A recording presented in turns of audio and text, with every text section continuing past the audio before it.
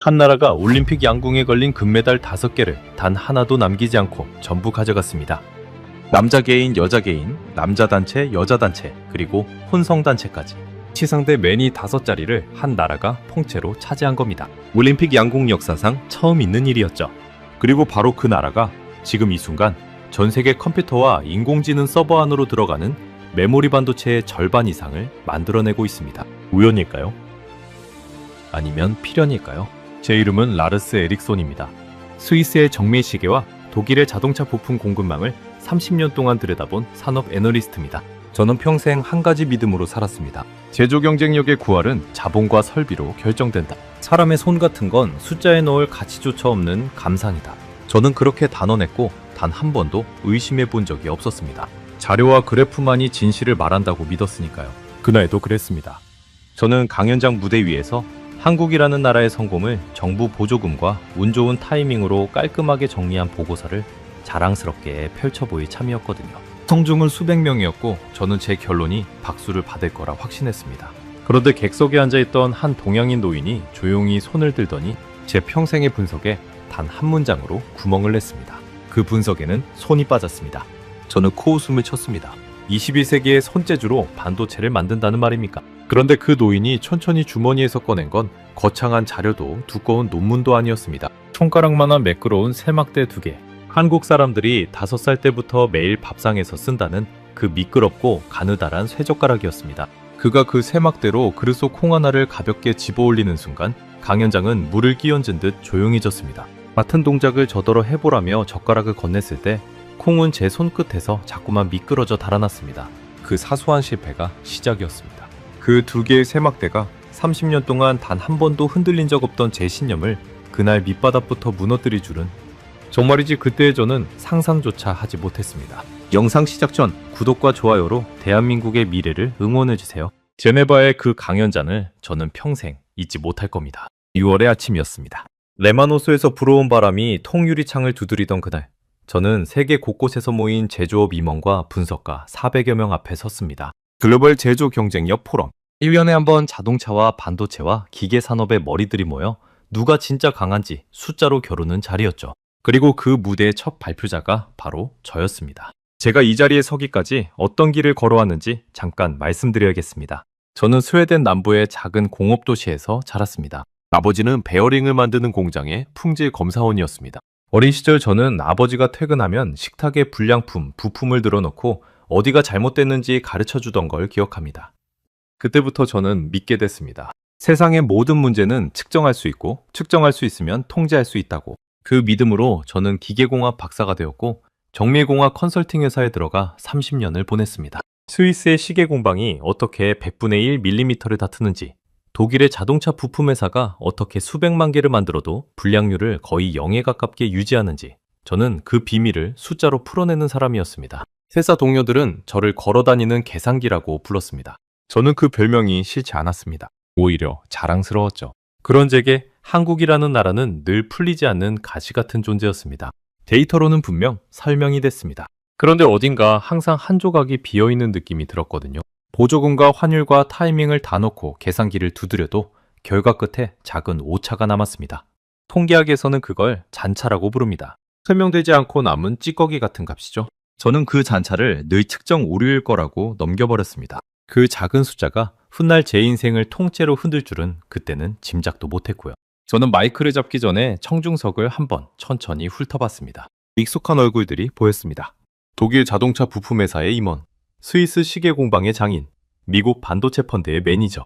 저는 이런 자리가 익숙했고 솔직히 말하면 즐겼습니다. 30년 동안 저는 사람들이 막연하게 느끼던 것을 차가운 숫자로 잘라 보여주는 일을 해왔거든요. 감정은 거짓말을 하지만 숫자는 거짓말을 하지 않는다. 그게 제 좌우명이었습니다. 제 뒤 화면에 첫 슬라이드가 떴습니다. 제목은 이랬습니다. 한국 제조업의 신화는 어떻게 만들어졌는가? 그리고 그 절반은 거품이다. 고발적이었죠? 하지만 저는 도발을 두려워한 적이 없습니다. 오히려 사람들이 불편해하는 순간을 좋아했습니다. 그래야 제 말에 집중하니까요. 저는 입을 열었습니다. 여러분, 우리는 지난 20년 동안 한국이라는 나라에 너무 많은 환상을 품어왔습니다. 반도체 1등, 조선 1등, 배터리 강국. 언론은 그걸 기적이라고 부릅니다. 하지만 저는 분석가입니다. 저는 기적이라는 단어를 믿지 않습니다. 기적처럼 보이는 모든 것에는 사실 지루하고 건조한 이유가 숨어 있을 뿐입니다. 청중 몇몇이 고개를 끄덕였습니다. 저는 화면을 넘겼습니다. 막대 그래프 3개가 나타났습니다. 첫째, 정부 보조금입니다. 저는 한국 정부가 특정 산업에 쏟아부은 자금의 규모를 연도별로 정리해 두었습니다. 둘째, 환율입니다. 수출로 먹고 사는 나라에 유리하게 흘러간 통화 가치의 흐름을 그래프로 보여드렸습니다.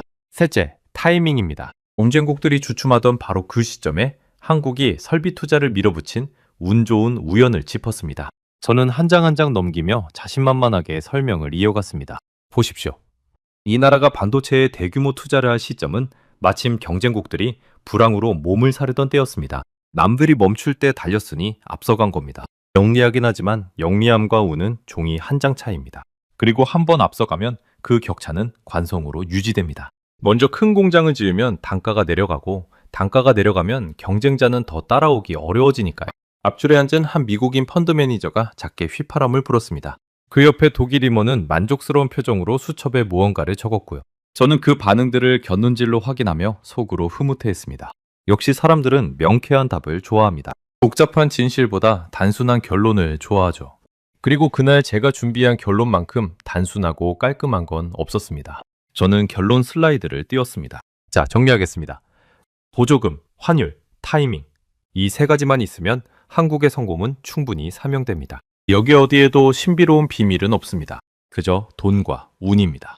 우리 유럽 기업도 같은 조건만 갖춰진다면 똑같이 할 수 있습니다. 저는 마지막 문장에 힘을 주었습니다. 한국은 특별하지 않습니다. 단지 운이 좋았을 뿐입니다. 박수가 나올 거라 생각했습니다. 실제로 절반쯤은 손뼉을 쳤습니다. 그런데 객석 가운데 줄 한 노인이 손에 들었습니다. 머리가 희끗하고 체구는 작았지만 등이 곧고 눈빛이 단단한 사람이었습니다. 진행자가 마이크를 건넸습니다. 마이크를 받아든 그의 손이 제 눈에 들어왔습니다. 바디가 굵고 손끝이 유난히 단단해 보이는 손이었습니다. 평생 무언가를 깎고 다듬어온 사람의 손. 저는 그걸 알아봤지만 그래서 더 우습게 여겼습니다. 저런 손으로 통계를 반박하겠다고. 좋은 발표 잘 들었습니다. 그런데 선생님 분석에는 한 가지가 빠진 것 같습니다. 저는 미소 지으며 물었습니다. 무엇이 빠졌다는 말씀이신가요? 의임은 잠시 뜸을 들였습니다. 그러고는 짧게 답했습니다. 손입니다. 사람의 손이요. 순간 강연장 여기저기서 작은 웃음이 새어나왔습니다. 저도 웃었습니다. 솔직히 우스웠거든요. 손이라니. 저는 일부러 과장된 몸짓으로 제 양손을 들어보였습니다. 손이요. 이 손 말씀이십니까? 선생님, 지금이 18세기 수공업 시대입니까? 오늘날 반도체는 사람 머리카락 굵기에 수천 분의 1을 다투는 기계가 만듭니다. 손이 끼어들 자리는 없습니다. 노인은 제 비아냥에도 표정 하나 바꾸지 않았습니다. 그게 더 거슬렸습니다. 보통 이쯤 되면 사람들은 얼굴이 붉어지거나 말을 더듬는데 이 사람은 그저 저를 가만히 바라보기만 했거든요. 그 시선이 어찌나 흔들림이 없던지 저는 잠깐이지만 제가 무대 위에서 시험을 당하는 학생이 된 듯한 묘한 기분마저 들었습니다. 제 소개를 먼저 드려도 되겠습니까? 노인이 천천히 일어섰습니다. 저는 정혜수라고 합니다. 한국에서 30년 동안 반도체 부품에 들어가는 금형을 깎아온 사람입니다. 금형이라는 게 뭔지 아실 겁니다. 제품을 찍어내는 틀이죠. 그 틀의 정밀함이 곧 제품의 정밀함입니다. 저는 평생 그 틀의 오차를 머리카락 굵기보다 작게 줄이는 일만 해왔습니다. 저는 속으로 코웃음을 쳤습니다. 금형 기술자. 그러니까 결국 현장 노동자라는 거군. 데이터를 다루는 사람이 아니라 손을 쓰는 사람. 저는 그런 사람들의 이야기를 수도 없이 들어봤습니다. 자기 손에 무슨 마법이라도 들어있는 것처럼 말하지만 결국 통계 앞에서는 한낱 변수 하나일 뿐인 사람들 말입니다. 선생님, 존중합니다. 저는 최대한 정중하게 말했습니다. 하지만 한 사람의 솜씨가 한 나라의 산업 통계를 바꾸지는 못합니다. 그건 낭만이지 분석이 아닙니다. 한 명의 명장이 아무리 뛰어나도 그분이 만들 수 있는 부품은 하루에 몇 개입니다. 나라 하나의 생산량은 수억 개고요. 숫자의 크기가 다릅니다. 저는 이쯤에서 이 대화를 끝낼 생각이었습니다. 무대 위 발표자가 객석의 질문 하나에 너무 오래 매달리는 건 좋은 그림이 아니거든요. 진행자에게 다음 질문으로 넘어가자는 눈짓을 보내려던 참이었습니다. 그런데 정혜수 씨는 제 말이 끝나기를 조용히 기다렸다가 서두르지도 않고 가방의 지퍼를 천천히 열었습니다. 그 침착함이 오히려 강연장의 공기를 묘하게 팽팽하게 만들었습니다. 그러자 정혜수 씨가 가방에서 무언가를 꺼냈습니다. 작은 사기 그릇 하나, 그리고 가느다란 쇠막대 2개. 그는 그것을 무대 위 제 발표대 옆 탁자에 가만히 내려놓았습니다. 쇠막대 2개가 탁자에 닿으며 맑은 금속 소리가 강연장에 작게 울렸습니다. 그 소리가 어찌나 또렷했던지 400명이 동시에 숨을 멈춘 것 같았습니다. 이게 무엇인지 아십니까? 그가 물었습니다. 저는 눈살을 찌푸렸습니다. 젓가락 아닙니까? 그것도 왜 이렇게 가늘고 미끄러운 쇠로 만든? 그가 고개를 끄덕였습니다. 맞습니다. 한국 사람이 5살 때부터 매일 손에 쥐는 물건입니다. 그리고 제가 오늘 선생님께 보여드리고 싶은 건 바로 이 물건 안에 숨어 있어서 있습니다. 한 명의 솜씨가 아니라 5천만 명이 평생 똑같이 반복해온 습관 말입니다. 저는 팔짱을 꼈습니다. 강연장의 400개 눈동자가 일제히 무대 위 2사람에게 쏠리는 게 느껴졌습니다. 제 입가에는 여전히 여유로운 미소가 걸려 있었습니다. 한낱 젓가락 따위로 무엇을 증명하겠다는 건지 저는 정말이지 조금도 긴장하지 않았거든요. 지금 돌이켜보면 그 여유로운 미소야말로 제 30년 경력에서 가장 어리석은 표정이었습니다. 정혜소 씨는 사기 그릇을 무대 가운데 작은 탁자 위에 올려놓았습니다. 진행자가 천장의 조명 하나를 그쪽으로 돌리자 그릇 안의 내용물이 또렷이 드러났습니다. 마른 콩 한 줌이었습니다. 노랗고 동그란 새끼 손톱보다 작은 콩알들이 그릇바닥에 흩어져 있었죠. 저 작은 걸로 무얼 하시려는 겁니까? 제가 물었습니다. 정혜수 씨는 대답 대신 쇠젓가락 2개를 오른손에 쥐었습니다. 그가 젓가락을 잡는 모습을 저는 무심코 바라봤습니다. 엄지와 검지 그리고 중지가 만들어내는 각도가 어찌나 자연스러운지 마치 손가락 3개가 처음부터 그 자세로 태어난 것 같았습니다. 그는 손목을 거의 움직이지 않았습니다. 오직 손가락 끝만 미세하게 움직였죠. 젓가락 끝이 그릇으로 내려갔습니다. 콩 하나에 닿는가 싶더니 다음 순간 그 콩이 공중으로 떠올랐습니다. 너무 매끄러워서 마치 콩이 스스로 젓가락 사이로 걸어 들어온 것처럼 보였습니다. 그는 그 콩을 들어 올려 옆에 놓인 빈 접시로 소리 없이 옮겼습니다. 톡! 콩이 접시에 닿는 작은 소리만 강연장에 울렸습니다. 별것 아니라고 생각하실 겁니다. 저도 그랬습니다. 그런데 정혜수 씨가 그 다음으로 한 일이 제 여유를 조금씩 갉아먹기 시작했습니다. 그는 콩을 하나씩 빠르지도 느리지도 않은 일정한 속도로 옮기기 시작했습니다. 하나, 둘, 셋. 단 한 번도 놓치지 않았습니다. 단 한 번도 2개를 한꺼번에 짚지 않았습니다. 마치 사람 손이 아니라 정밀하게 프로그램된 기계가 작동하는 것 같았습니다. 차이가 있다면 기계에서는 느낄 수 없는 어떤 부드러움이 그 움직임 안에 있었다는 거죠. 20개쯤 옮겼을 때 객석에서 누군가 작게 감탄하는 소리가 들렸습니다. 저는 그 소리가 거슬렸습니다. 그래서 일부러 시계를 들여다보는 척 했습니다. 이런 건 시간 낭비라는 듯이요. 하지만 솔직히 말하면 제 눈은 한 번도 그 젓가락 끝에서 떨어지지 않았습니다. 평생 정밀기계의 움직임을 봐온 제 눈에도 저 손가락의 움직임에는 설명되지 않는 무언가가 있었거든요. 기계라면 같은 동작을 반복할 때 미세한 진동이 생깁니다. 그런데 저 손은 진동이 없었습니다. 마치 손 자체가 콩의 무게를 미리 알고 있는 것 같았습니다. 이번엔 다른 걸 해보겠습니다. 정혜수 씨가 가방에서 작은 통 하나를 더 꺼냈습니다. 뚜껑을 열자 삶은 메추리알 몇 개가 들어있었습니다. 메추리알은 콩보다 컸지만 겉이 미끄럽고 둥글어서 더 다루기 까다로운 물건이었습니다. 그는 그중 하나를 젓가락으로 가볍게 감싸지듯 집어올렸습니다. 메추리알은 미끄러지지 않았습니다. 젓가락 2개가 아래 표면에 닿는 힘이 어찌나 절묘하던지 너무 세지도 너무 약하지도 않게 딱 떨어지지 않을 만큼만 누르고 있었습니다. 저는 그제야 깨달았습니다. 이건 단순히 짚는 동작이 아니었습니다. 이건 힘의 조절이었습니다. 미끄러운 물건이 빠져나가지 않도록 하면서 동시에 으스러뜨리지 않도록 하는 2개의 상반된 요구 사이에서 정확한 한 점을 찾아내는 일이었죠. 저는 그 순간 제 직업의 언어로 그 동작을 번역해 보았습니다. 만약 이게 기계라면 압력 센서가 미끄럼을 감지하고 제어 장치가 즉시 출력을 조정하고 그 모든 과정이 1000분의 1초 안에 끝나야 합니다. 세계 최고의 로봇손도 이 작업을 안정적으로 해내려면 엄청난 연산과 비싼 센서가 필요합니다. 그런데 저 노인은 그걸 아무 장비 없이 그저 평생 길러온 손가락 끝의 감각만으로 해내고 있었습니다. 저는 입이 조금씩 말라오는 걸 느꼈습니다. 마지막입니다. 정혜수 씨가 또 다른 통을 꺼냈습니다. 이번엔 손가락 한마디 크기로 자른 무기였습니다. 한국에서 도토리로 만든다는 물컹하고 흐물거리는 음식이었습니다. 저는 그게 무엇인지 몰랐지만 보기만 해도 알 수 있었습니다. 저건 젓가락으로 집을 수 있는 물건이 아니라고. 조금만 세게 누르면 뭉개지고 조금만 약하게 잡으면 미끄러져 떨어질 테니까요. 정혜수 씨의 젓가락이 묵 한 조각으로 내려갔습니다. 장연장 전체가 숨을 죽였습니다. 젓가락 끝이 묵의 양옆에 살며시 닿았습니다. 그리고 천천히, 아주 천천히 그 조각이 떠올랐습니다. 흔들리지도 뭉개지지도 않고 그는 그것을 접시 위에 사뿐히 내려놓았습니다. 묵은 처음 모양 그대로였습니다. 강연장에서 박수가 터졌습니다. 누군가는 휴대전화를 들어 영상을 찍기 시작했고요. 앞줄의 그 독일 임원은 더 이상 수첩에 무언가를 적지 않았습니다. 대신 두 눈을 크게 뜨고 무대를 바라보고 있었습니다. 조금 전까지 제 발표에 흐뭇해하던 그 표정이 이제는 전혀 다른 종류의 놀라움으로 바뀌어 있었죠. 저는 그 변화를 곁눈질로 보면서 제 발밑이 조금씩 기울어지는 듯한 묘한 불안을 느꼈습니다. 저는 박수를 치지 않았습니다. 대신 입을 열었습니다. 인정합니다. 손재주가 대단하시네요. 하지만 선생님, 이건 묘기입니다. 서커스 단원도 비슷한 거랍니다. 묘기와 산업 경쟁력은 다른 이야기죠. 정혜수 씨가 처음으로 살짝 미소를 지었습니다. 그러시면 직접 한번 해보시겠습니까? 순간 강연장의 시선이 전부 제게로 쏠렸습니다. 저는 잠깐 망설였습니다. 하지만 망설이는 모습을 보일 수는 없었죠. 저는 무대 위 분석가였고 제 권위가 걸려 있었으니까요. 좋습니다. 저는 자신만만하게 탁자로 걸어가 젓가락을 집어들었습니다.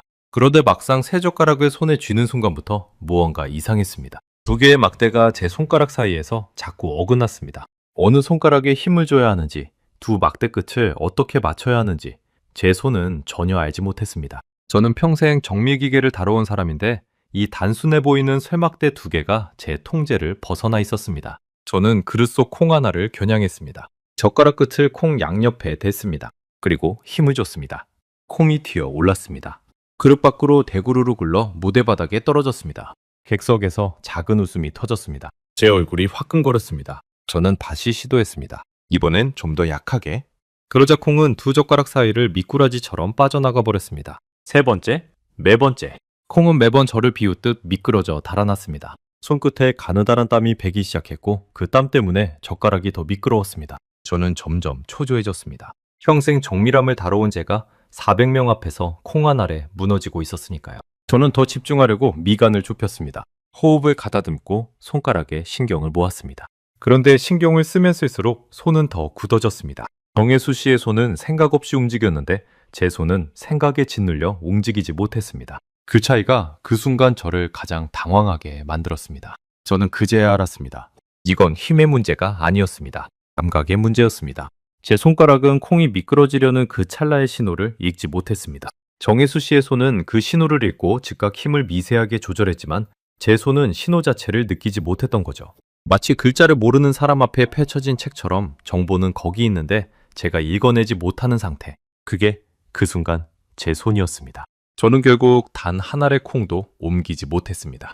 10분 가까이 시도했지만 빈손이었습니다. 저는 결국 젓가락을 탁자에 내려놓고 한 걸음 물러섰습니다. 패배를 인정하는 몸짓이었죠.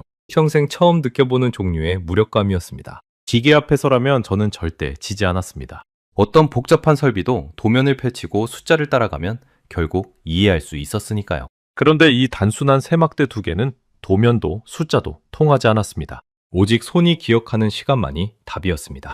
그리고 제 손에는 그 시간이 전혀 없었습니다. 정혜수 씨가 조용히 말했습니다. 선생님은 지금 처음 해보셨으니 당연합니다.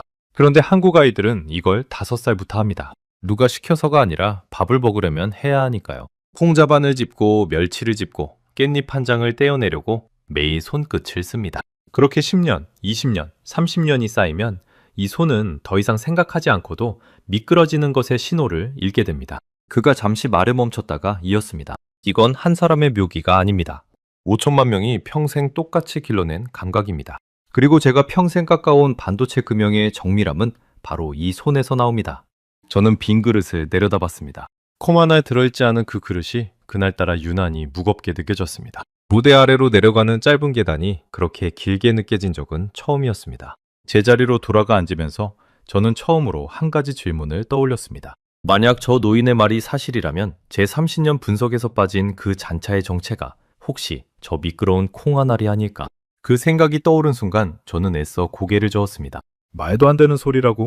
하지만 그 질문은 한번 떠오른 뒤로 좀처럼 머릿속을 떠나지 않았습니다. 포럼이 끝나고 사흘이 지난 뒤였습니다. 저는 호텔방에서 좀처럼 잠을 이루지 못했습니다. 콩 하나를 옮기지 못한 그 10분이 자꾸만 떠올랐거든요.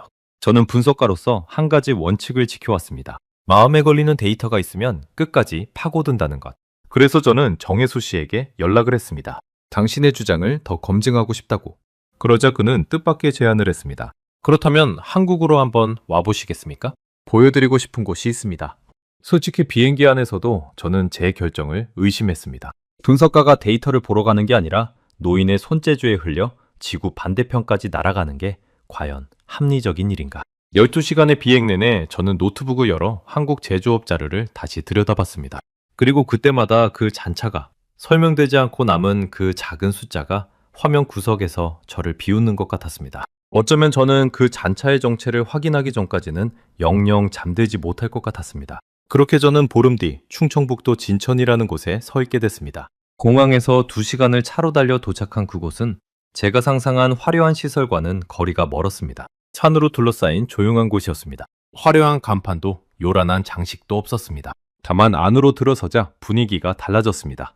복도를 지나는 선수들의 걸음에는 군더더기가 없었고 훈련장 곳곳에서 들려오는 소리들은 하나같이 규칙적이고 단정했습니다. 저는 그 정돈된 공기에서 묘한 긴장감을 느꼈습니다. 진천 선수촌. 한국이 올림픽 선수들을 길러내는 국가훈련시설이었습니다. 정혜수 씨가 미리 연락을 해둔 덕에 저는 양궁 훈련장 안으로 들어갈 수 있었습니다. 활 시위를 놓는 소리가 규칙적으로 울리는 넓은 야외 사대였습니다. 70m 떨어진 관역들이 햇빛 아래 작은 점처럼 보였습니다. 저는 그 거리를 보고 솔직히 의심했습니다. 저렇게 먼 거리에 손바닥만한 관역 한가운데를 사람이 마친다고. 게다가 그날은 바람이 제법 불었습니다. 사대 옆에 꽂힌 작은 깃발들이 쉴 새 없이 펄럭였거든요. 70m를 날아가는 동안 화살은 바람에 밀릴 수밖에 없습니다. 그 미세한 흔들림까지 손끝으로 계산해 보정한다는 건 제 상식으로는 불가능에 가까운 일이었습니다. 저는 사대 한쪽에 서서 선수들이 쏘는 모습을 한참 지켜봤습니다. 화살은 거의 예외 없이 관역 중앙의 노란 원 안으로 빨려 들어갔습니다. 마치 보이지 않는 실이 화살과 관역을 잇고 있는 것처럼요. 그곳에서 저를 맞이한 사람이 임도윤 코치였습니다. 한때 국가대표 선수였고 지금은 후배들을 가르치는 사람이라고 했습니다. 그는 저에게 가볍게 목매를 하고는 곧장 사대로 안내했습니다. 임 코치는 50대 중반쯤으로 보였습니다. 햇볕에 그을린 단단한 얼굴에 말투는 조용했지만 눈빛은 또렷했습니다. 그의 오른손 손가락 끝에는 오랜 세월 시위를 당겨 생긴 굳은 살이 박여 있었습니다. 저는 그 굳은 살을 보며 정혜수 씨의 마디 굵은 손을 떠올렸습니다. 직업도 다르고 분야도 다른 두 사람의 손에 똑같이 평생의 시간이 새겨져 있었습니다. 먼 길 오셨네요. 임 코치가 말했습니다. 정 선생님께 이야기 들었습니다. 손이 우연이 아니라는 걸 확인하러 오셨다고요? 저는 솔직하게 답했습니다. 솔직히 아직도 못 믿겠습니다. 젓가락질이 양궁이랑 무슨 상관입니까? 임 코치는 웃으며 활 하나를 집어들었습니다. 그리고 시위에 화살을 걸었습니다. 그가 시위를 당기는 모습을 저는 가까이서 지켜봤습니다. 그런데 그 순간 제 눈에 익숙한 무언가가 보였습니다. 시위를 놓기 직전 그의 오른손 손가락 끝이 거의 보이지 않을 만큼 미세하게 움직였습니다. 정혜수 씨가 콩을 집을 때 봤던 바로 그 움직임이었습니다. 화살이 날아갔습니다. 70m 밖 관역 한가운데 10점짜리 노란 원 안에 정확히 꽂혔습니다. 임 코치는 표정 하나 바뀌지 않았습니다. 그에게는 그게 당연한 결과였으니까요. 그는 두 번째, 세 번째 화살도 같은 자리에 꽂아 넣었습니다. 세 발의 화살이 노란 원 안에서 서로 거의 붙어 있었습니다. 저는 그 화살들을 보며 다시 한번 정밀이라는 단어를 떠올렸습니다. 제가 평생 스위스 시계와 독일 부품에서 봐온 그 단어가 지금 이 사람의 손끝에서 화살의 형태로 구현되고 있었습니다. 임 코치가 화살을 한 발 더 쏘며 설명했습니다. 활을 쏠 때 가장 중요한 건 힘이 아닙니다. 시위를 놓는 그 찰나, 손가락 끝에 감각이에요. 시위를 놓는다는 건 손가락의 힘을 빼는 겁니다. 그런데 그 힘을 너무 빨리 빼면 화살이 흔들리고 너무 늦게 빼면 방향이 틀어집니다. 그 사이 어딘가 정확한 한 점에서 손가락을 풀어줘야 합니다. 1000분의 1초의 감각이죠. 그가 한 가지 비유를 들었습니다. 컵에 물이 가득 찬 걸 들고 계단을 내려간다고 생각해보세요. 손에 힘을 꽉 주면 오히려 물이 출렁입니다. 그렇다고 힘을 다 빼면 컵을 떨어뜨리겠죠? 적당히 출렁이지 않을 만큼만 잡는 그 감각. 시위를 놓는 것도 똑같습니다. 머리로 계산해서 되는 게 아니라 손이 알아서 그 점을 찾아야 합니다. 머리가 끼어드는 순간 이미 늦습니다. 저는 그 말에 흠칫했습니다. 사대에서 신경을 쓸수록 손이 굳던 제 경험과 무대에서 콩을 집으려 애쓸수록 손이 떨리던 제 경험이 그 비유 안에서 정확히 겹쳤기 때문입니다. 저는 그 설명을 들으며 등줄기가 서늘해졌습니다. 정확한 한 점. 정혜수 씨가 메추리알을 집을 때 제가 떠올렸던 바로 그 표현이었습니다. 미끄러운 물건을 놓치지 않으면서 으스러뜨리지 않는 한 점. 시위를 흔들리지 않게 놓는 한 점. 손가락 끝이 찾아내는 그 한 점이 두 사람에게서 똑같이 반복되고 있었습니다. 임 코치가 저를 사무실로 데려가더니 벽에 걸린 기록판 하나를 가리켰습니다. 거기엔 한국 여자 양궁 단체전 올림픽 우승 기록이 연도별로 적혀 있었습니다. 그는 손가락으로 맨 위부터 차례로 짚어 내려갔습니다. 서울 1988, 바르셀로나 1992, 애틀랜타 1996, 그리고 계속 이어졌습니다. 시드니, 아테네, 베이징, 런던, 리우, 도쿄, 그리고 파리 2024년까지. 그의 손가락이 한 줄씩 내려갈 때마다 저는 그 숫자의 무게가 점점 무거워지는 걸 느꼈습니다. 한 번의 우승은 행운일 수 있습니다. 세 번의 우승은 실력일 수 있습니다. 5번이면 강팀이라고 부릅니다. 그런데 그의 손가락은 5에서 멈추지 않고 계속 내려갔습니다. 6, 7, 8, 9, 그리고 10. 임 코치가 조용히 말했습니다. 한국 여자 양궁 단체전은 이 종목이 처음 생긴 서울올림픽부터 가장 최근 파리올림픽까지 단 한 번도 금메달을 다른 나라에 내준 적이 없습니다. 36년 동안 10번 연속 우승입니다. 임 코치가 한 가지를 덧붙였습니다. 그 사이 세계 양궁은 끊임없이 발전했습니다. 장비가 좋아지고 다른 나라들도 막대한 돈을 쏟아부었죠. 경제는 매 올림픽마다 더 치열해졌습니다. 그런데도 결과는 늘 같았습니다. 보통은 시간이 지나면 격차가 좁혀지기 마련인데 한국 여자 양궁은 그 격차를 36년 동안 지켜냈습니다. 따라잡기만 하면 새로운 선수가 나타났고 그 선수가 또 그 자리를 지켰습니다. 저는 그 숫자 앞에서 말문이 막혔습니다. 한두 번이라면 우연이라고 할 수 있습니다. 서너 번이라면 잘하는 나라라고 할 수 있습니다. 그런데 10번 연속, 36년. 그건 우연이라는 단어로는 도저히 설명할 수 없는 영역이었습니다. 한 세대가 통째로 지나가는 동안 다른 모든 나라가 단 한 번도 그 벽을 넘지 못한 겁니다. 그게 다가 아닙니다.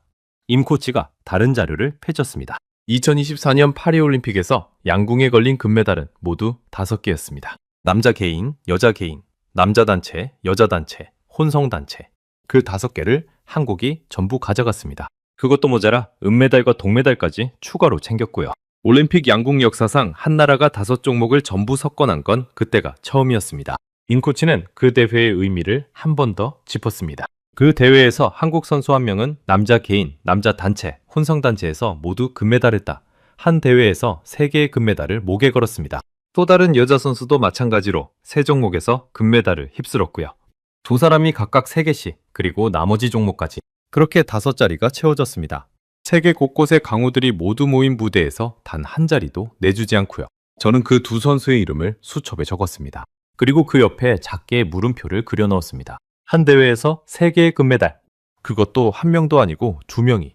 이 정도면 더 이상 개인의 재능이라는 말로는 부족했습니다. 마치 그 나라의 양궁이라는 우물 자체가 다른 나라보다 훨씬 깊은 것 같았습니다. 아무리 길어 올려도 마르지 않는 우물 말입니다. 저는 그 깊이가 대체 어디서 오는 건지 알고 싶어졌습니다. 저는 의자에 등을 기댔습니다. 분석가의 본능이 발동했습니다. 반론을 찾아야 했습니다. 저는 입을 열었습니다. 그건 시스템 덕분 아닙니까? 한국은 양궁에 엄청난 투자를 하고 선수 선발 시스템도 공정하기로 유명하다고 들었습니다. 좋은 시스템이 좋은 선수를 만든 거죠. 손끝 감각 같은 신비한 이야기가 아니라 그냥 잘 설계된 제도의 결과 아닙니까? 임 코치가 잠시 저를 바라봤습니다. 그리고 천천히 고개를 끄덕였습니다. 맞습니다. 한국 양궁의 시스템은 세계 최고 수준입니다. 그건 부정하지 않겠습니다. 그런데 하고 그가 말을 이었습니다. 시스템은 베낄 수 있습니다. 실제로 많은 나라가 한국의 양궁 시스템을 그대로 가져갔습니다. 한국인 코치를 데려가고 한국식 훈련법을 도입하고 한국제 장비를 씁니다. 어떤 나라는 한국 코치에게 큰 돈을 주고 자기 나라 대표팀을 맡기기도 했죠. 그렇게 한국의 시스템은 전 세계로 퍼져나갔습니다. 한국 코치들은 세계 곳곳에서 그 나라 선수들을 정성껏 가르쳤습니다. 자기 노하우를 숨기지 않고요. 어떤 의미에서 한국은 자기 비법을 전 세계에 나눠준 셈입니다. 그런데 결과는요? 그가 다시 벽에 기록판을 가리켰습니다. 결과는 여전히 한국입니다. 시스템을 똑같이 베껴가도 마지막 그 한 점에서 차이가 납니다. 시스템은 어디서나 베낄 수 있어요. 베낄 수 없는 건 손끝의 감각을 너무나 당연하게 여기는 문화입니다. 우리 아이들은 활을 잡기 한참 전부터 밥상에서 매일 손끝을 훈련하거든요. 그걸 훈련이라고 생각조차 안 하면서요. 저는 그 말을 듣고 한참 동안 아무 말도 하지 못했습니다. 창밖에서는 여전히 규칙적으로 시위 노는 소리가 들려왔습니다. 탁, 탁, 탁. 그 소리 하나하나가 70m밖에 정확한 한 점을 향하고 있었습니다. 저는 문득 한 가지 생각이 들었습니다. 제가 평생 분석해온 스위스 시계나 독일 부품도 결국 누군가의 손끝에서 시작된 게 아닐까. 다만 그 나라들은 그것을 소수장인의 특별한 재능으로 여겼습니다. 그런데 한국은 그 손끝의 감각을 온 국민이 밥상에서 나눠 가지고 있었습니다. 특별한 게 아니라 너무나 평범한 것으로요.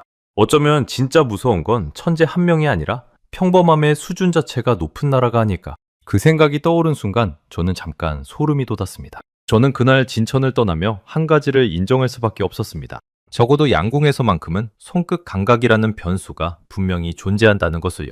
다만 그것이 반도체라는 인간의 손이 직접 닿지도 않는 영역까지 설명할 수 있는지는 그때까지도 저는 받아들이지 못하고 있었습니다. 진천을 떠난 그 다음 날, 정혜수 씨가 저를 데려간 곳은 경기도의 한 정밀금형 공장이었습니다. 겉으로 보기엔 평범한 회색 건물이었습니다. 그런데 안으로 들어서자 공기부터 달랐습니다. 온도와 습도가 일정하게 유지되는 작업실이었습니다. 정혜수 씨가 설명했습니다. 이 방의 온도가 1도만 변해도 금속이 미세하게 늘어나거나 줄어듭니다. 그래서 1년 내내 같은 온도를 지킵니다. 사람이 일하기 좋은 온도가 아니라 금속이 변하지 않는 온도에 사람을 맞추는 거죠. 저는 그 말에 묘한 기분이 들었습니다. 제가 평생 봐온 유럽의 공장들은 사람을 위해 설계된 공간이었습니다. 그런데 이곳은 정반대였습니다. 사람이 금속의 조건에 자신을 맞추고 있었습니다. 어쩌면 이 작은 차이 하나가 제가 그동안 놓쳐온 무언가일지도 모른다는 생각이 스쳤습니다. 작업실 안은 놀라울 만큼 조용했습니다. 거대한 기계들이 돌아가고 있었지만 소음은 거의 없었습니다. 진동을 잡기 위해 바닥까지 특수하게 설계했다고 했습니다. 미세한 떨림 하나가 결과를 망칠 수 있으니까요. 저는 그 말에 작업실을 다시 둘러봤습니다. 흰 작업복을 입은 사람들이 거대한 기계 앞에 앉아 무언가를 들여다보고 있었습니다. 가까이 가보니 그들이 깎고 있는 건 반도체를 만드는 데 쓰이는 부품의 틀이었습니다. 정혜수 씨가 그중 하나를 현미경 화면에 띄워 보여줬습니다. 이 부품의 허용 오차가 얼마인 줄 아십니까?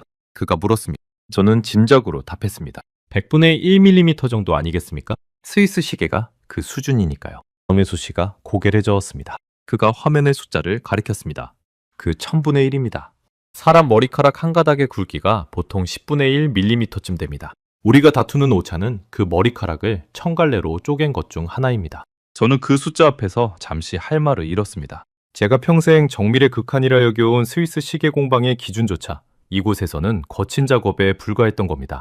그 오차가 왜 중요한지 정혜수 씨가 설명을 덧붙였습니다.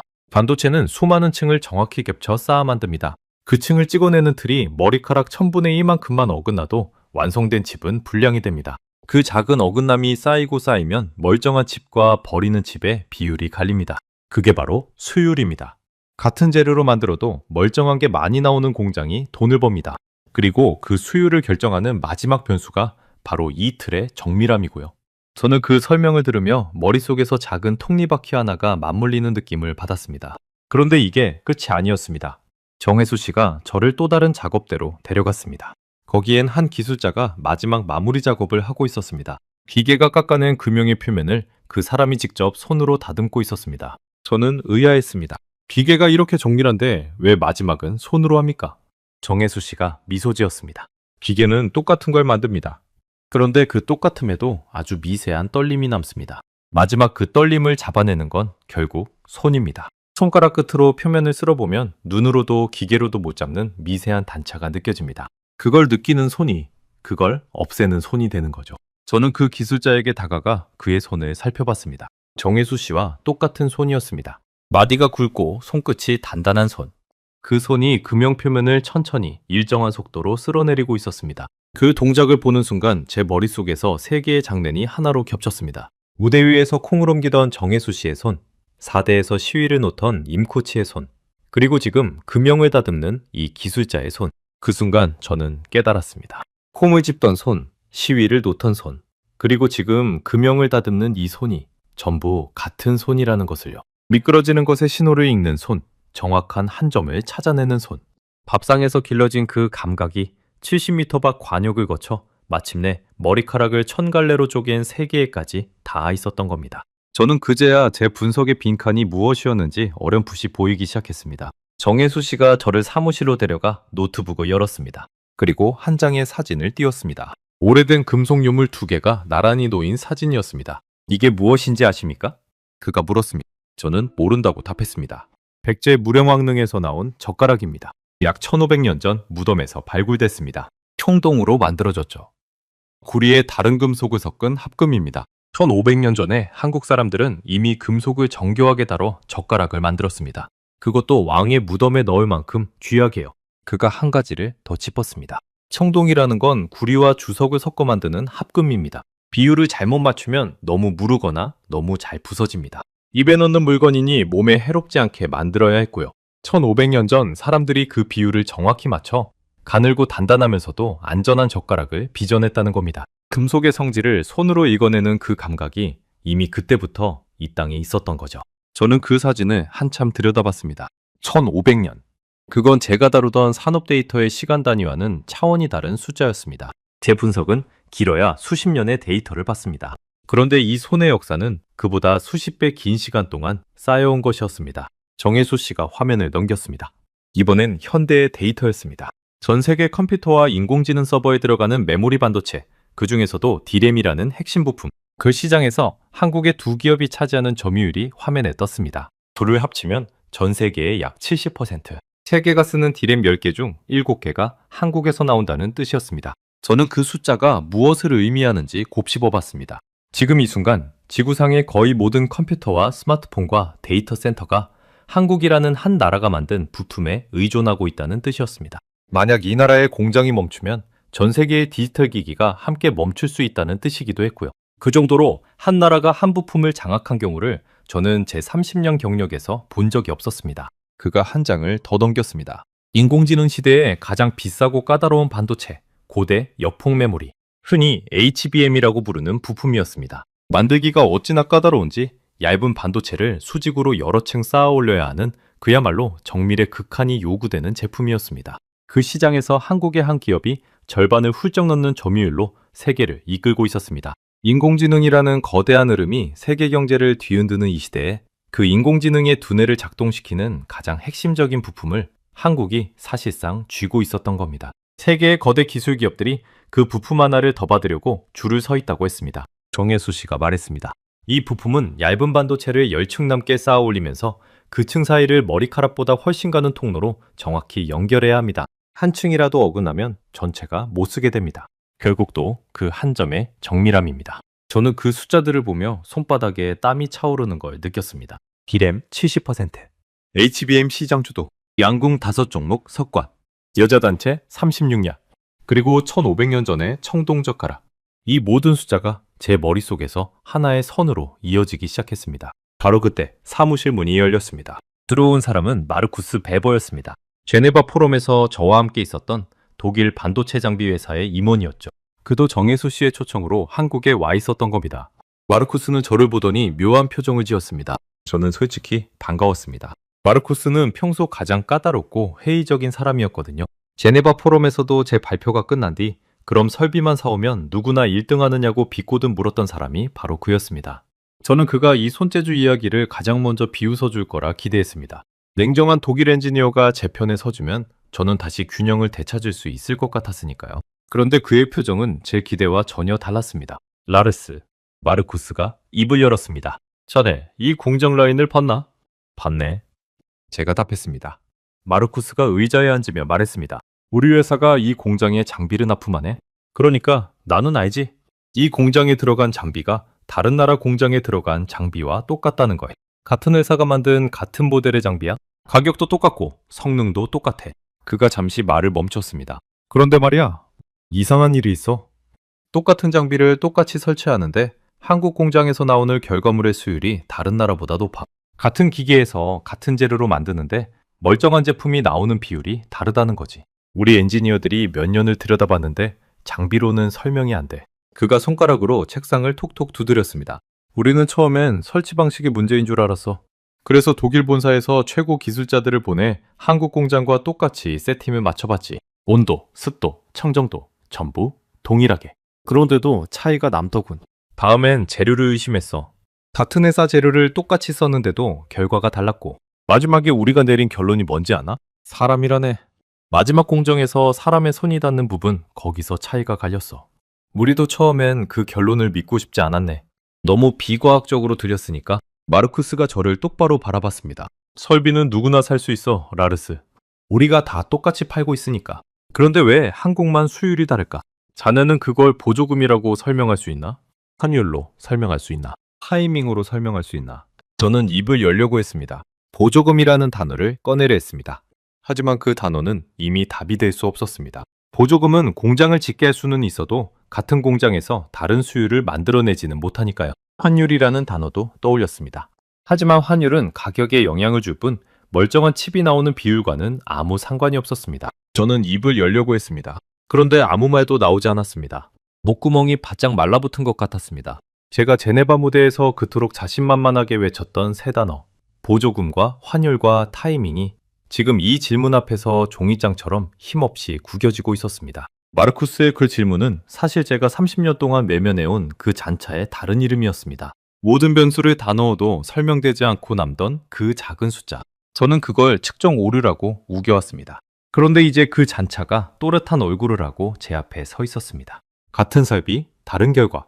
그 차이를 배우는 건 보이지 않는 손이었습니다. 저는 제네바 무대에서의 제 모습을 떠올렸습니다. 한국은 특별하지 않습니다. 단지 운이 좋았을 뿐입니다. 400명 앞에서 그렇게 외치던 제 목소리가 지금 이 작은 사무실 안에서 메아리처럼 되돌아와 제 뺨을 때리는 것 같았습니다. 운이라니. 1500년 동안 쌓인 손의 역사를, 36년의 양궁 기록을, 머리카락 1000분의 1을 다투는 손끝에 저는 운이라는 단어 하나로 덮어버리려 했던 겁니다. 사무실 안에 잠시 무거운 침묵이 흘렀습니다. 창밖으로 공장의 흰 작업복 차림 기술자들이 묵묵히 자기 자리를 지키는 모습이 보였습니다. 그들은 자신들이 세계 디램의 70%를 떠받치고 있다는 사실을, 인공지능 시대의 핵심 부품을 손끝으로 완성하고 있다는 사실을 아마 대단하게 여기지도 않을 거였습니다. 그저 매일 하던 일을 할 뿐이었으니까요. 저는 그 무심함이 오히려 더 무섭게 느껴졌습니다. 자신이 가진 힘을 자랑하지 않는 나라가 사실은 가장 강한 나라일지도 모른다는 생각이 들었거든요. 정혜수 씨가 조용히 입을 열었습니다. 그가 한 말을 저는 평생 잊지 못할 겁니다. 이건 제가 30년의 한 손의 기억입니다. 똑같은 기계 앞에 앉아도 마지막 마무리에서 손끝이 느끼는 게 다릅니다. 베낄 수 없는 건 설비가 아닙니다. 베낄 수 없는 건 이 손끝의 감각을 너무나 당연하게 여기는 마음입니다. 우리는 이걸 특별하다고 생각하지 않습니다. 그래서 더 강한 겁니다. 저는 의자 등받이에 몸을 깊이 기댔습니다. 다리에 힘이 풀리는 느낌이었습니다. 30년 동안 제 분석을 떠받쳐온 기둥 하나가 그 작은 사무실 안에서 소리 없이 무너져 내리고 있었습니다. 마르쿠스가 제 어깨에 손을 얹었습니다. 라르스, 자네 잘못이 아니야. 우리 모두 그렇게 배웠으니까. 자본과 설비가 전부라고. 그런데 우리가 놓친 게 하나 있었던 거지. 그가 정혜수 씨를 바라봤습니다. 설비는 돈으로 살 수 있어. 그런데 저 손은 돈으로 살 수가 없더군. 저건 한 세대가, 아니 수십 세대가 밥상에서 길러낸 거니까. 저는 그 말에 천천히 고개를 끄덕일 수밖에 없었습니다. 제 안에서 무언가가 완전히 무너졌지만 이상하게도 그 무너짐이 두렵지만은 않았습니다. 그날 밤 저는 서울의 호텔방으로 돌아왔습니다. 창밖으로 도시의 불빛이 끝없이 펼쳐져 있었습니다. 저 수많은 불빛 하나하나가 어쩌면 한국이 만든 반도체로 켜지고 있을지도 모른다는 생각이 들었습니다. 저는 책상 앞에 앉아 노트북을 열었습니다. 거기엔 제가 제네바 무대에서 그토록 자랑스럽게 발표했던 보고서가 그대로 저장돼 있었습니다.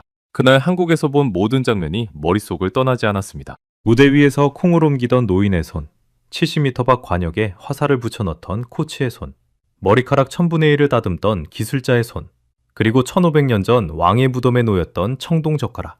그 장면들이 제 안에서 자꾸만 하나로 모이려 하는데 저는 그걸 어떻게 정리해야 할지 알 수 없었습니다. 분석가로서 저는 정리되지 않은 채 머릿속을 떠도는 정보를 그냥 둘 수 없는 사람이었습니다. 저는 그 보고서를 처음부터 다시 열어봤습니다. 분석가에게는 한 가지 습관이 있습니다. 결론이 흔들리면 처음으로 돌아가 모든 수치를 다시 검토하는 것. 저는 그 습관대로 한국 제조업의 성장을 설명하는 제 모형을 다시 펼쳤습니다. 보조금이라는 변수, 환율이라는 변수, 투자 타이밍이라는 변수. 그 세 변수를 모두 놓고 계산하면 한국의 성장은 대략 설명이 됐습니다. 대략은요? 저는 그 모형을 한 줄 한 줄 다시 짚어 내려갔습니다. 보조금이 늘어난 해에는 투자가 늘었습니다. 그건 맞았습니다. 환율이 유리해진 해에는 수출이 늘었습니다. 그것도 맞았습니다. 그런데 이상한 일이 있었습니다. 다른 나라들도 비슷한 시기에 비슷한 보조금을 받았고 비슷한 환율 혜택을 누렸습니다. 그런데 그 나라들은 한국처럼 되지 못했습니다.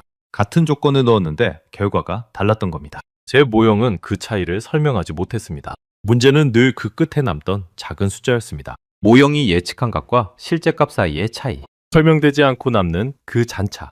저는 지난 30년 동안 그 잔차를 늘 같은 방식으로 처리해왔습니다. 측정 오류로 간주하고 지워버리는 것. 데이터에는 늘 잡음이 섞이니까 그 정도 오차는 무시해도 된다고 스스로를 설득했던 거죠. 그런데 그날 밤 저는 그 잔차의 크기를 다시 한번 들여다봤습니다. 그건 무시할 만큼 작은 숫자가 아니었습니다. 오히려 한국이라는 나라에서만 유독 크게 나타나는 숫자였습니다. 다른 나라를 분석할 때는 잔차가 작았는데 한국만은 그 빈칸이 유난히 컸습니다. 저는 그동안 그 사실조차 외면해왔던 겁니다. 제 결론을 흔들고 싶지 않아서요. 그런데 그날 밤 저는 처음으로 그 잔차를 지우지 않았습니다. 대신 빈칸 하나를 만들었습니다. 그리고 그 빈칸에 이름을 붙여봤습니다. 평소라면 절대 쓰지 않았을 단어였습니다. 손, 그리고 인내. 저는 그 두 단어를 모형의 새 변수로 넣어봤습니다. 물론 손이나 인내 같은 건 숫자로 정확히 측정할 수 없습니다.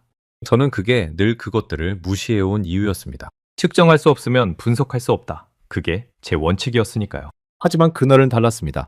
저는 측정 대신 흔적을 찾기로 했습니다. 손이라는 변수가 실제로 작동했다면 그 흔적이 역사 어딘가에 남아있을 테니까요. 저는 새 화면을 열어 영표 하나를 그리기 시작했습니다. 먼저 한국에서 스테인리스 쇠가락이 집집마다 퍼진 시기를 찾아봤습니다. 1970년대였습니다. 그 전까지는 노쇠나 다른 재료를 쓰다가 이 무렵부터 값싸고 위생적인 스테인리스 쇠 젓가락이 보급됐다고 했습니다. 가늘고 미끄럽고 단단한 그 쇠 젓가락이 온 국민의 밥상에 오르기 시작한 시기였습니다. 저는 그 부분에서 잠시 멈췄습니다. 사실 한국이 쇠 젓가락을 쓴 역사 자체는 1500년 전 무령왕릉 시절까지 거슬러 올라갑니다. 손끝의 감각은 그 긴 세월 동안 이미 이 땅에 뿌리내려 있었던 거죠. 그런데 그 손끝의 감각이 산업이라는 거대한 결과로 터져나오려면 한 가지가 더 필요했습니다. 바로 그 감각을 받아내 산업의 무대였습니다. 그리고 그 무대가 만들어진 게 바로 1970년대였던 겁니다. 저는 그 연도 옆에 한국 제조업의 도약기를 나란히 적어봤습니다. 1970년대부터 한국은 철강과 중화공업을 본격적으로 키우기 시작했습니다. 그리고 그 위에 반도체와 조선과 자동차 산업이 세계로 뻗어나간 시기를 겹쳐 적었습니다. 1980년대, 1990년대, 그리고 2000년대. 연표를 완성한 순간 저는 등에 서늘한 기운이 스치는 걸 느꼈습니다.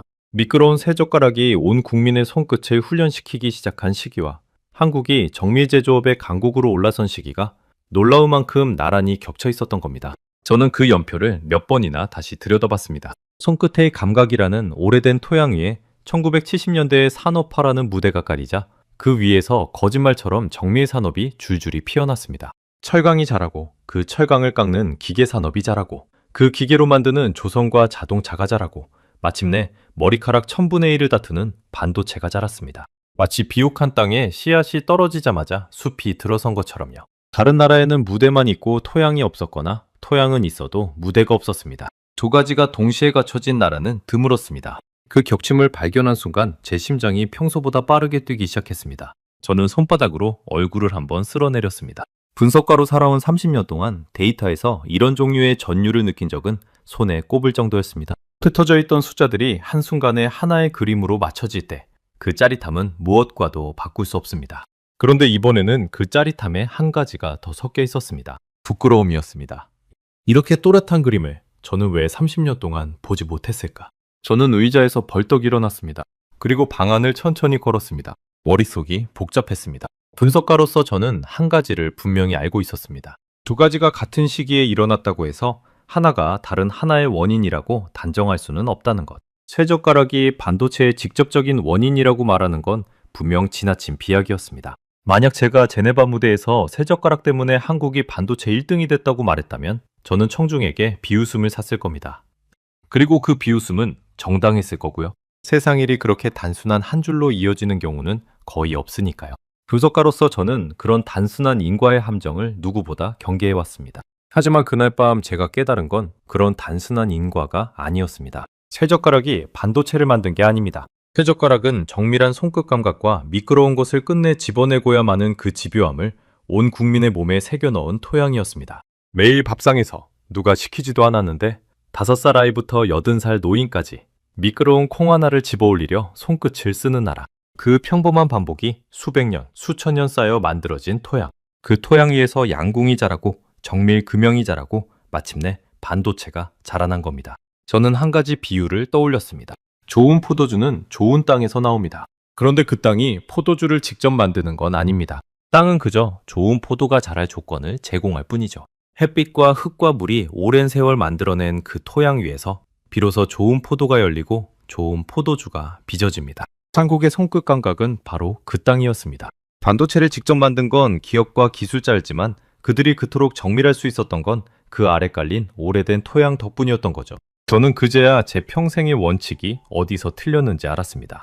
저는 측정할 수 있는 것만 진실이라고 믿었습니다. 그런데 세상에는 측정할 수는 없지만 분명히 존재하는 힘이 있었습니다.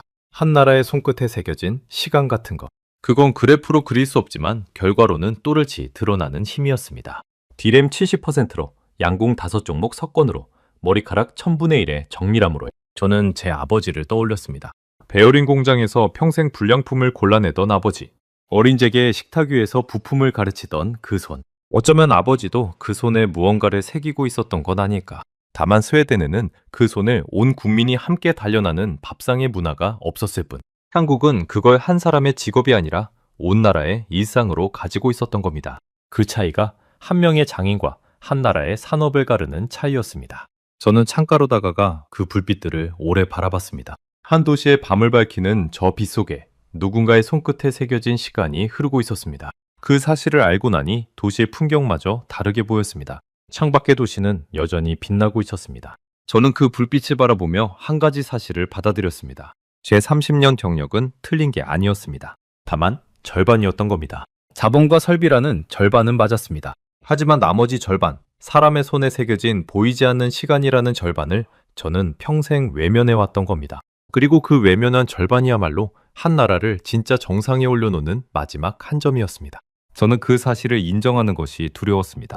그건 제 30년이 절반은 틀렸다는 고백이었으니까요. 분석가에게 자기 모형이 절반만 맞았다는 건 어떤 의미에서 가장 받아들이기 힘든 패배입니다. 하지만 동시에 이상하게도 마음이 가벼워지는 걸 느꼈습니다. 평생 저를 괴롭히던 그 잔차의 정체를 드디어 알았으니까요. 흐리지 않던 수수께끼 하나가 한국이라는 나라 안에서 마침내 풀린 겁니다. 그리고 그 답은 제가 평생 무시해온 가장 평범한 곳, 바로 밥상 위에 있었습니다. 저는 노트북 화면을 닫지 않았습니다. 대신 새 문서를 하나 열었습니다. 그리고 거기에 제목을 적기 시작했습니다. 그건 제네바에서 발표한 보고서를 정면으로 뒤집는 새 보고서가 될 거였습니다. 한 분석가가 자신의 평생 신념이 절반만 맞았음을 공개적으로 인정하는 부끄럽지만 정직한 기록 말입니다. 무엇을 써야 할지 그날 밤 저는 어렴풋이 알 것 같았습니다. 손에 펜을 쥐었는데 그 펜을 쥔 제 손이 미세하게 떨리고 있었습니다. 두려움 때문이 아니었습니다. 30년 만에 처음으로 제가 진짜 진실에 가까워지고 있다는 묘한 떨림이었습니다. 그 떨림은 어쩌면 제가 분석가가 된 이래 처음 느껴보는 종류의 설렘이기도 했습니다. 그로부터 석 달이 지났습니다. 저는 다시 제네바의 그 강연장에 섰습니다. 같은 무대, 같은 조명, 같은 400개의 저서. 석 달 전 제가 한국은 운이 좋았을 뿐이라고 외쳤던 바로 그 자리였습니다.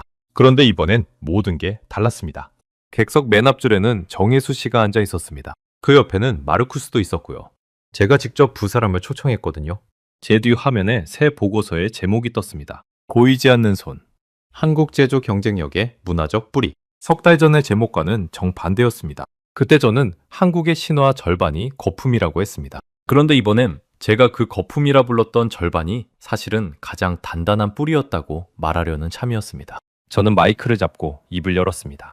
여러분, 석 달 전 저는 이 자리에서 큰 실수를 했습니다. 저는 한국의 성공을 보조금과 환율과 타이밍으로만 설명했습니다.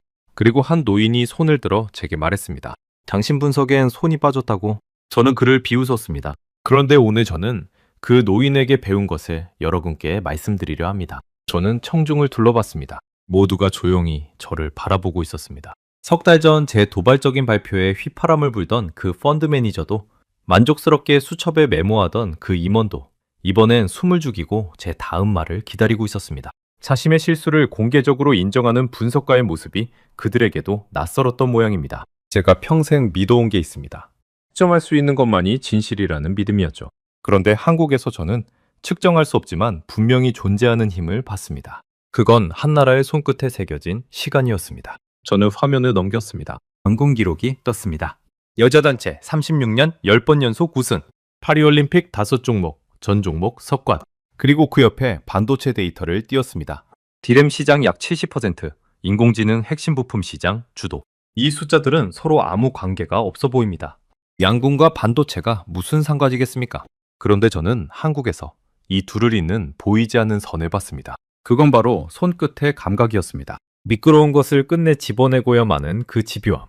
정확한 한 점을 찾아내는 그 감각. 5살 아이가 밥상에서 콩 하나를 집으려 손끝을 쓰는 그 평범한 순간에서 시작된 감각 말입니다. 4년장이 조용해졌습니다. 누군가는 고개를 끄덕였고 누군가는 눈을 크게 떴습니다. 석 달 전 제 발표에 박수를 보냈던 사람들이 이번엔 전혀 다른 표정으로 저를 보고 있었습니다. 저는 마지막 슬라이드를 띄웠습니다. 거기엔 단 한 문장만 적혀 있었습니다. 세계 정상의 비밀은 거창하지 않았습니다. 그것은 매일 밥상 위에 콩알알이었습니다. 저는 잠시 말을 멈췄습니다. 그리고 가방에서 무언가를 꺼냈습니다. 작은 그릇 하나와 가느다란 새젓가락 2개였습니다. 석 달 전 정예수 씨가 제 앞에 내려놓았던 것과 똑같은 물건이었습니다. 손준이 웅성거렸습니다. 저는 그릇을 발표대 위에 올려놓고 새젓가락을 손에 쥐었습니다. 사실 저는 지난 석 달 동안 매일 저녁 이걸 연습했습니다. 처음엔 콩 한 알도 집지 못했습니다. 콩은 매번 미끄러져 달아났고 저는 수백 번을 실패했습니다. 그런데 정혜수 씨가 한국을 떠나는 제게 이 젓가락 한 벌을 선물하며 말했습니다. 매일 10분이면 됩니다. 손이 기억할 때까지요. 저는 그 말을 믿고 매일 저녁 호텔에서, 집에서, 공항 라운지에서 이 연습을 했습니다. 저는 떨리는 손으로 젓가락 끝을 그릇 속 콩 하나에 가져갔습니다. 400명의 시선이 제 손끝에 모였습니다. 석 달 전 바로 이 자리에서 저는 단 한 알의 콩도 집지 못한 채 무대를 내려갔습니다. 제 손끝에 다시 땀이 배는 게 느껴졌습니다. 하지만 이번엔 그 땀이 두렵지 않았습니다. 저는 호흡을 가다듬었습니다. 임 코치가 했던 말이 떠올랐습니다. 머리가 끼어드는 순간 이미 늦습니다. 손이 알아서 그 점을 찾게 두세요. 저는 생각을 비웠습니다.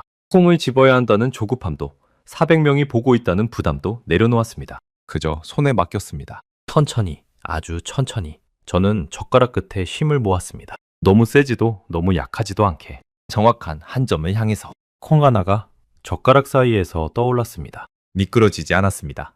떨어지지 않았습니다. 저는 그 콩을 천천히 들어올려 옆에 놓인 빈 접시로 옮겼습니다. 헉! 콩이 접시에 닿는 작은 소리가 그 넓은 강연장에 또렷이 울렸습니다. 순간 강연장 전체에서 박수가 터져 나왔습니다. 저는 객석 맨 앞줄을 바라봤습니다. 정혜수 씨가 조용히 미소 짓고 있었습니다. 그가 천천히 고개를 끄덕였습니다. 잘했다는 그 작은 끄덕임 하나에 제 눈시울이 뜨거워졌습니다. 콩 하나를 집어올린 그 작은 성취가 제 평생의 어떤 분석보다 크고 묵직하게 가슴에 박혔습니다. 강연이 끝난 뒤 저는 정혜수 씨에게 다가가 손을 내밀었습니다. 선생님, 제게 손을 가르쳐 주셔서 감사합니다.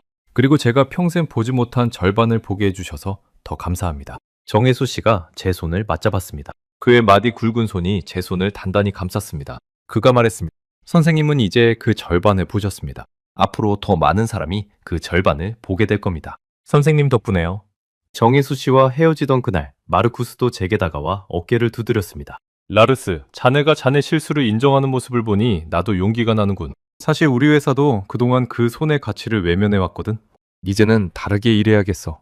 우리는 그렇게 한 노인이 무대에 올려놓은 작은 새젓가락 하나에서 시작된 변화를 각자의 자리로 가지고 돌아갔습니다. 그날 이후 제 삶은 달라졌습니다. 저는 지금도 매일 저녁 새젓가락으로 콩을 집습니다. 이제는 메추리알도 작은 견과리도 제법 집을 수 있게 됐습니다. 그 10분의 시간 동안 저는 한국이라는 나라가 1500년 동안 무엇을 손끝에 새겨왔는지를 매일 조금씩 더 이해하게 됩니다. 사람들은 한 나라가 세계 정상에 서는 비밀이 거창한 무언가일 거라 생각합니다. 천재적인 발명, 막대한 자본, 운명적인 행운. 하지만 제가 한국에서 배운 진실은 정반대였습니다. 세계 정상은 매일 밥상에서 미끄러운 콩 하나를 묵묵히 집어올리던 5천만 명의 평범한 손끝이 쌓이고 쌓여 만들어진 것이었습니다. 가장 평범한 일상이 가장 비범한 결과를 낳은 겁니다. 저는 이제 압니다. 한국이 양궁에서 36년을 지켜낸 것도 세계 반도체의 70%를 만들어내는 것도 결코 운이 아니었다는 것을요. 그것은 1500년 전 청동젓가락에서 시작되어 오늘 저녁 어느 한국 가정의 밥상에까지 끊김없이 이어지는 길고 긴 손끝의 역사였습니다. 어쩌면 진짜 강한 나라는 자신의 강함을 특별하다고 여기지 않는 나라인지도 모릅니다. 매일 하는 일이라 당연하게 여기고 그래서 멈추지 않는 나라. 한국이 바로 그런 나라였습니다. 자랑하지 않아서 더 무섭고 평범해서 더 위대한 나라. 제가 평생을 분석하고도 끝내 보지 못했던 바로 그 나라였습니다. 지금 이 영상을 보고 계신 여러분의 손에도 그 1500년의 시간이 담겨 있습니다. 오늘 저녁 밥상에서 콩 하나를 집어 올릴 때 그 작은 순간이 사실은 얼마나 위대한 유산인지 한 번쯤 떠올려 보셨으면 좋겠습니다. 저는 다음 시간에도 전 세계를 놀라게 할 대한민국의 이야기로 다시 찾아뵙겠습니다. 감사합니다.